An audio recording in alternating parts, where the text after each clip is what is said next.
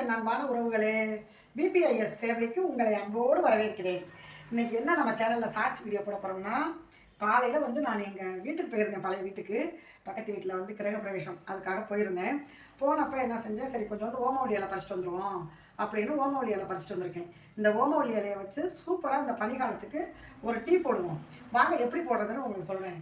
அதோட மட்டும் இல்லை, ஓமவல்லி இலை மட்டும் பறிச்சிட்டு வரல, நம்மளோட ஃபேவரட் சுண்டைக்காயை பறிச்சிட்டு வந்துட்டேன். ஓகேவா?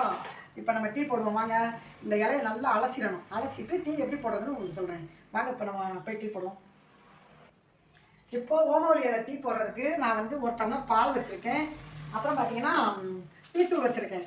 அப்புறம் ஓமவல்லி இலையை நல்லா அலசி எடுத்து வச்சுருக்கேன். எனக்கு இந்த இலை போதுமானது, அதுக்காக இது போதும். நான் ஒரு 3 டம்ளர் டீ போடுறதுக்கு இந்த இலை போதுமானது. ஏலக்காய் வச்சுருக்கேன், ஒரு ஏலக்காய்.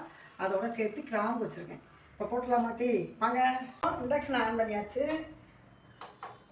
நான் வந்து ஒரு முக்கால் கப் தண்ணி ஊற்றிக்கிறேன். காயட்டும்.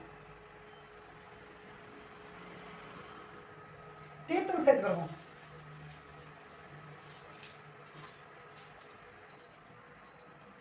அப்படியே ஏலக்காயும் நம்ம இந்த கிராம்பையும் சேர்த்துக்கிறோம். நல்லா கொதிக்கட்டும்.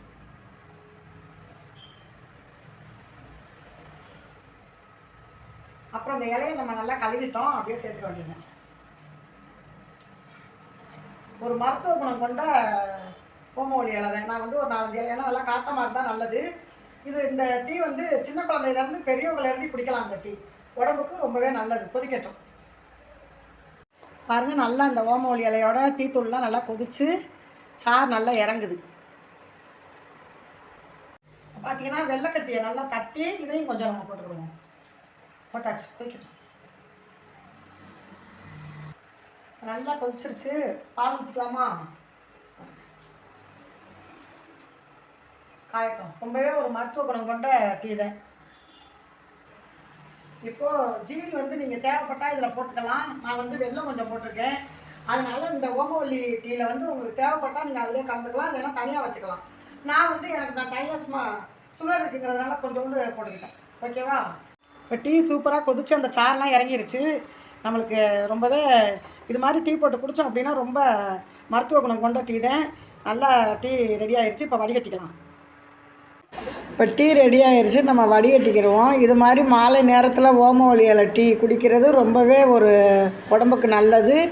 இந்த டீ சின்ன குழந்தையிலேருந்து பெரியவங்களேருந்து குடிக்கலாம். அதனால் ஓமவல்லி இலை கிடச்சா போட்டு குடிச்சு பாருங்கள். ஓகே ஃப்ரெண்ட்ஸ், கமெண்டில்